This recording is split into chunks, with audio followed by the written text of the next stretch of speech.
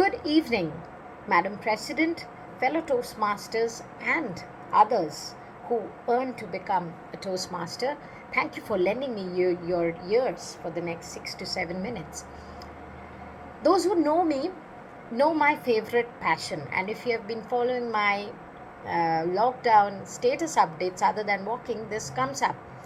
And it's the passion of making new concoctions or elixirs or mixing drinks, and that is what is called mixology. I'm here to talk about that passion of mine and a little bit of a trivia on this. Now, a mixologist is someone who does or practices mixology, which is the art of making drinks or elixirs. Now, in colloquial terms or commercially, they are often called bartenders also, except that a bartender may become a mixologist.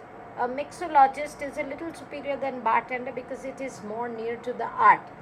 Difference is, by one of the famous mixologists, the difference that was given was, when a mixologist makes a drink, it's a drink that you will remember throughout your life. When a bartender is making your drinks, you would be remembering the night with the drinks by the bartender. That's the difference. So the bartender is tweaking it commercially to aid an user to drink more, while the mixology is about the art. It is one drink and you will remember it. It's that kind. So now, this art form, where did it originate from? Everything has a start point, right? We always go back to the history. Who was the first mixologist in town? So as history goes, there are two cards to it. Of course, there are two fighting people, superpowers. One is the US, the other is the UK. Now, first thing that came up was, the first cocktail was made by a gentleman, Professor Jerry Thomas, and he made something called the first cocktail, which was named as Sazerac, and I will just share that on the screen. While further research showed that it is one person, James Ashley, who owned a punch house in almost the 1700s. So the previous one was 1862, while this dates back to 1700s. So he is the father of cocktail, because punches were actually mixers of all kinds of drinks together. So you punch different wines, juices together to give you that punch with fruits and all that, right? So that's how it is. So that was the first celebrity cocktail, which is the Sazerac, which may be also superseded by the punches, right?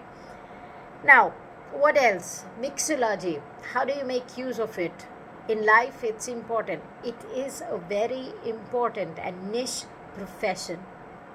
A mixologist, professional one, can earn almost up to $500 per shift. That means 5 hours, $500.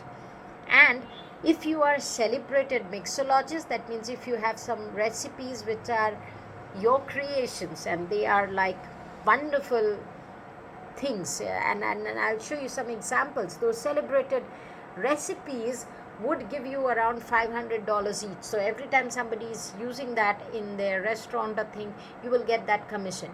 In India, celebrated bartenders of important hotels and restaurants could earn up to 780K, and this is lesser, and this is the basic. So over and above that, they have bonuses, commissions, and all these other things. And I'm not joking. There are, from between ages 25 to 60, there are famous bartenders around India. The first female Indian bartender who is also world renowned, is Shatbi Basu. That's the lady. In fact, she has now gone on to become the front runners to prepare the future genre of artists or mixologists.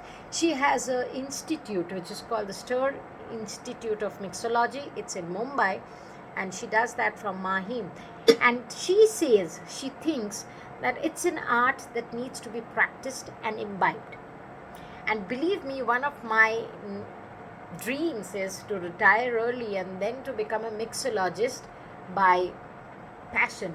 And to do that, I would also take these professional courses, which are around 50,000 rupees, and they are about 2 to 3 months. It's a weekly part time thing, 2 to 3 sessions per week, and then you have internship, you have practicals, and all those things. So it can be conjured up as a career option, and people do earn money out of it. It's not just a bar anywhere, right? And I have interviewed so many individualistic mixologists, and I've learned from them. One of my favorite concoction that I made the other day was the Bolbona coffee. So as I said, mixology is not just about alcohol. It's about mixing a drink.